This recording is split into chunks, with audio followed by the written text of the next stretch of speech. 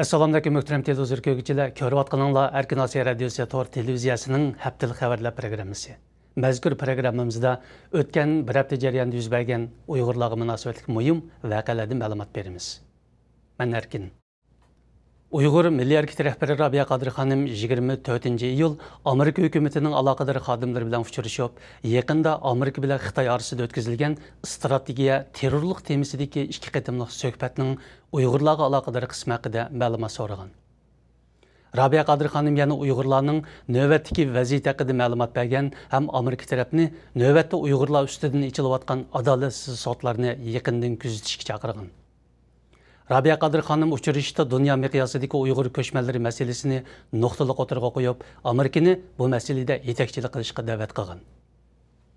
Egallashimizcha, Ona til xalqaro cheklik shirkatining qurg'uvchilaridan Abduvali Ayub, Muhammad Sidiq va Dilyar Obul qatorliq uchaylan 11-iyul Urumchi Tangridog' rayonlik sud mahkamasida sotlangan. Ularga qonunsiz mablag' to'plash qatorliq jinoyatlar ortilgan bo'lsa-mu, hukm e'lon qilinmagan. Ma'lum bo'lishicha, sud jarayonida ularni o'zini aqlash, ko'nglidagi so'zlarini ko'pchilikka deyish fursati berilmagan. Halbuki, bu qitimliq sudda Abduvali Ayub qatorliq uchaylanga oxirgi jazo hukm e'lon qilinmagan. Balki hukmning 15 kun ichida oilasidagilarga uqtirilganligi bildirilgan.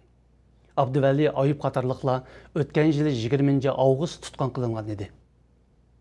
Shuningdan buyon ularning qayerga qamalganligi, salomatlik ahvoli hamda mazkur deloning ishlanish jarayoni jamoatdan sir tutilgan. Egallashimizcha, yaqinda Kalpin oyisida 17 nafar Uyg'ur tutqunga yepiq sud ochilib, ularga 6 oydan 7 yillik muddatli qamoq jazosi hukm qilingan.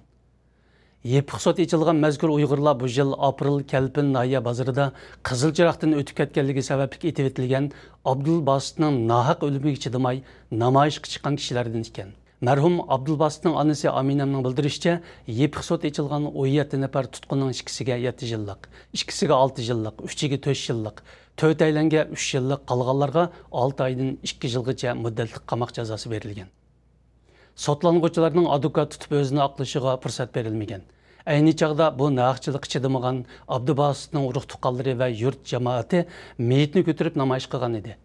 Doiralar voqeani dal vaqtida odillik bilan bartaraf qilmay, aksincha namoyishchilarni bostirgan ham kollektiv tutqun qilgan. Xotanning Qarqash noyasidagi taravih namozida odam tutqun qilgan bir kanit sekretari og'ir yaralandirilgan, ayoli o'ldirilgan.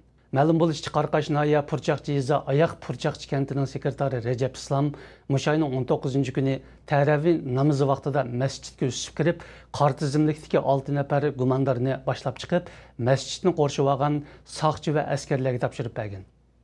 Shu qitimliq taravihdan 4 soatcha vaqt o'tganda Rajab Islom oilasi hujumga uchirgan. Ma'lum bo'lishicha, 5 odam Rajab Islomning qo'rosiga besib kirib, avval Zaynabxonga, orqadan Rajab Islomga pichoqli hujum qilgan. Hujumda Zaynabxon naq maydonda o'lgan. Navbatda doiralar bu voqeaga chetishlik 5 gumondorni tutish harakatiga o'tgan. Rajab Islom jiddiy qutqizish qilingan. 20-iyul Germaniyaning Myunxen shahar markazida o'tkazilgan har millat xalqining san'at ko'rikida Uyg'ur havaskorlari o'rinlagan nomerlar tomoshabinlarning olqishiga erishgan. Ko'rakni Myunxen shaharlik chet elliklar majlisi o'rinlashtirgan. Uyg'ur havaskorlari o'rinlagan Uyg'ur usullari, mashrab, Uyg'ur cho'chaklarini asos qilgan nomerlar faoliyatga ishtirok qilgan har millat kishilarining zo'qini keltirgan. Uzun yillardan buyon Germaniyada Uyg'ur san'ati, madaniyati bo'yicha tadqiqot, faoliyatlar bilan shug'ullanib kelgan Nurnisa xonim tomoshabinlarning olqishidan ko'p mamnun bo'lganligini bildirdi. Qarmay shahrida uycha qilib ko'chada qolgan Uyg'urlar o'zlaridan ko'chadan qo'g'lashga kelgan Xitoy xodimlari bilan to'qnashgan, ham ularning talablariga qo'shilmagan.